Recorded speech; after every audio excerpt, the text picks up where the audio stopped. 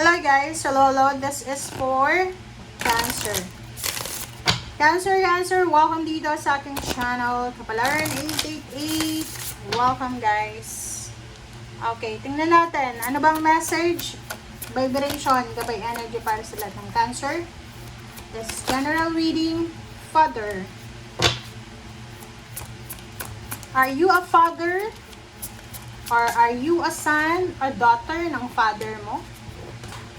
Arts, persecution, OMG. Cancer.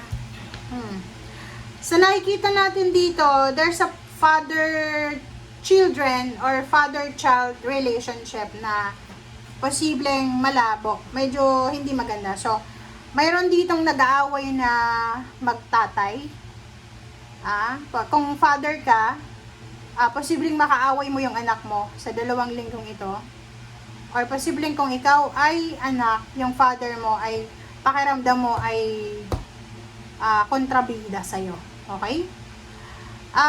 Yung iba din sa inyo dito, maybe may mga anak to eh. Diba? So, maybe ikaw ay isang anak. And yung mga hobbies mo, yung artistic na habits mo, ay medyo hindi gusto ng father mo. So, parang pinapersecute ka eh. Yung parang gina-judge ka sa choice mo. Like sa music, 'di ba? Parang yung music na gusto mo, siguro gina-judge ng father mo na baka siya, sinasabi niya na ang music na yan ay para yan sa mga addict or ganito ganyan. So, yun.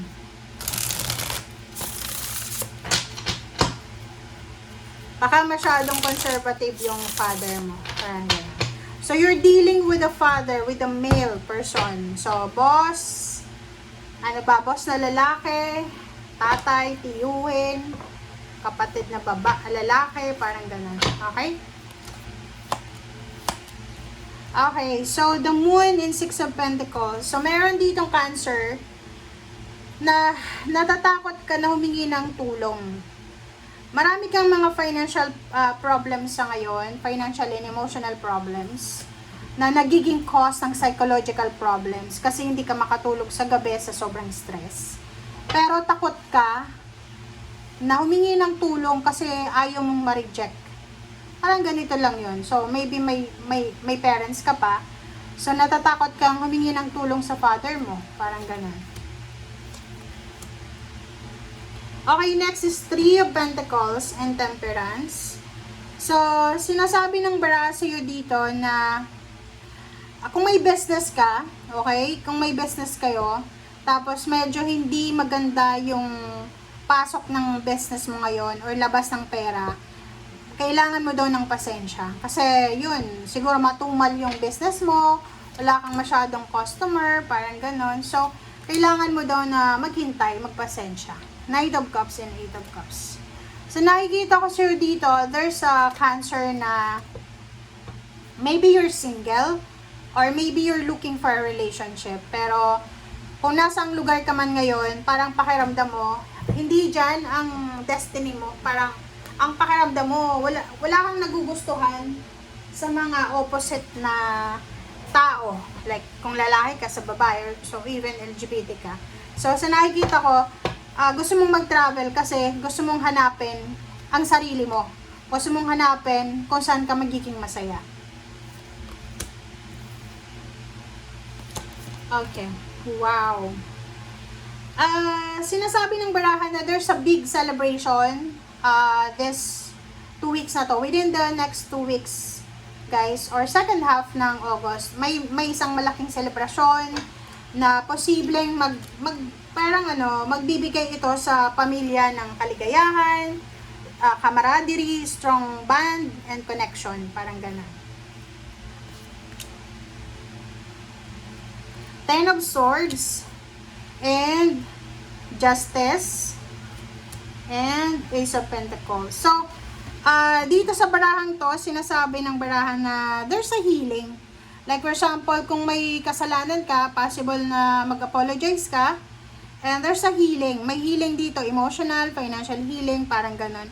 And at the same time, guys, sa 2 weeks na to, next 2 weeks na to, may mga job offers na darating sa'yo. May mga magbubukas na opportunities regarding sa trabaho, negosyo, or pagkakaperahan. So, meron din na lump sum of money, there's a good fortune na pwedeng manalo ka sa mga pa-contest na may involved na yung cheque or pera, groceries, or kano pa man ang mga papremyo. Okay, next. The Moon card and Three of Cups. So, wag kang matakot na maging masaya. Wag kang mag-guilty na maging masaya. Kasi deserve nating lahat na maging masaya. Six of Pentacles and the Strength. Sinasabi ng baraha sa'yo, kung gusto mo humingi ng tulong, kailangan mong maging confident. Kailangan mong maging matatag. Okay? Kasi, it take courage na humingi ng tulong eh. 'Di ba? So, kailangan malakas ang loob mo. May rejection man yung matanggap mo or tulong, okay lang yun. Okay? At least, nag-extend ka. 'Di ba? Humingi ka ng tulong. Three of Pentacles and Ten of Cups. Wow. So, dito sa barahang to, sinasabi ng baraha, kung ano man daw na pinaplano yung family business, ay posibleng, magbo-boom magbo-boom talaga to. So, magte-trend siya. Temperance and Ten of Swords. Temperance and Ten of Swords. So, sa nakikita ko sa'yo dito, marami kayong mga family problems, emotional, couple, parang ganon. Family, siblings, parents, kids, or children. Na mga miscommunication, misunderstanding, mga competition, away, gulo. But this time, sinasabi ng baraha sa'yo, kailangan nyo ng pasensya. Okay? Kasi, alam nyo ba, walang mangyayari sa mga grudges and resentments nyo. Okay? Mamamatay lang kayong may hinanakit, may lason sa puso nyo. Okay?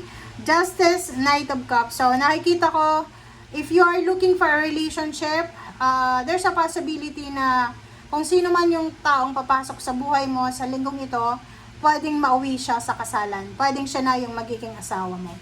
Eight of Cups and Ace of Pentacles. So, yun.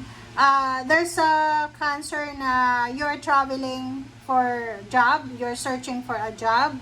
You're traveling because kailangan mong maghanap buhay or kung ano pa man. Okay? So, 8 of Wands and 3 of Wands, 2 of Wands. So, sa nakikita ko sa'yo dito, sinasabi ng baraha sa'yo, Cancer, na wag masyadong mabilis. Okay? Wag tayong masyadong mabilis gumawa ng aksyon. Wag masyadong maiinip. Okay? Kung may mga options and choices kayo na pinagpipilian, pag-isipan yung mabuti, kailangan yung mag-reflect, guys. Okay?